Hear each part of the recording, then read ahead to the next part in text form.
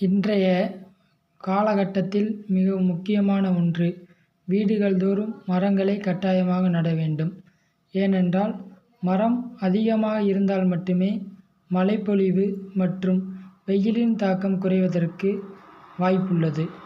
அதனால் கடந்த ஒரு வாரமாகவே கரூர் மாவட்டத்தில் கரூர் பரமத்தியில் வரலாற்றின் 47 வருடங்களுக்கு பின்பு இதுதான் முதன்முறையாக 112 பாராகிட் வெயிலின் சதம் அதிகரித்துள்ளது. இதற்கு காரணம் என்னவென்றால் மரக்கன்றுகள் அதிகமாக பராமரிக்கப்படவில்லை.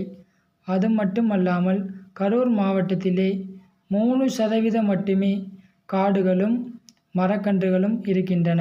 ஒரு மாவட்டம் இருந்தால் 33% மரக்கன்றுகளும் காடுகளும் இருக்க வேண்டும். குறிப்பாக கரூர் மாவட்டத்தில் கடவூர் ஒன்றியத்தில் மட்டுமே வனத்துறையின் சார்பாக 2% மரக்கன்றுகளும் கரூரில் 1% மரக்கன்றுகள் காடுகளும் இருக்கின்றன. பொதுமக்கள், இளைஞர்கள், கல்லூரி மாணவ மாணவிகள் விழிப்புணர்வு ஏற்படுத்தி மரக்கன்றுகளை அதிகமாக நட செய்ய வேண்டும்.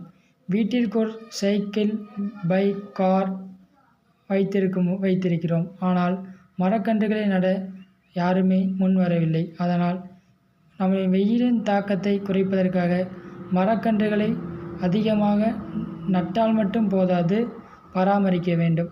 ஒரு மரக்கன்றை நட்டால் வரும் இளைய சந்ததிகளுக்கு நல்வாய்ப்பாக அமையும். கரூர் மாவட்டம் மிகவும் புகழ்பெற்ற மாவட்டமாக திகழ்ந்து வந்தது. சோழர் காலகட்டத்தில் உருவாக்கப்பட்ட மாவட்டமாகும். திருச்சிராப்பள்ளியிலிருந்து பிரிக்கப்பட்டது கரூர் மாவட்டம். கரூர் மாவட்டத்தில் 2 மிகப்பெரிய ஆறுகள் ஓடுகின்றன.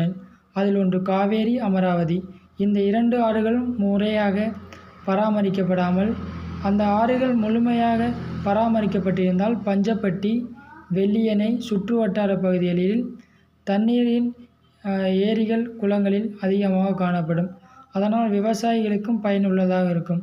முடிந்தவரை கரூர் மாவட்டத்தில் உள்ள இளைஞர்கள், சமூக ஆர்வலர்கள், சேவகர்கள் அனைவருமே மரக்கன்றுகளை நட முன்வர வேண்டும். இதற்கு அரசாங்கமானது குறைந்தபட்ச நிதியாக வழங்க வேண்டும். கரூர் மாவட்ட ஆட்சித்தலைவர் உடனடியாக மரக்கன்றுகளை வழங்க உத்தரவிடுமாறு அன்புடன் கேட்டுக்கொள்ளும் உங்கள் சமூக சேவகர், மக்கள் சேவகர் கார்த்திகை. நன்றி, வணக்கம்.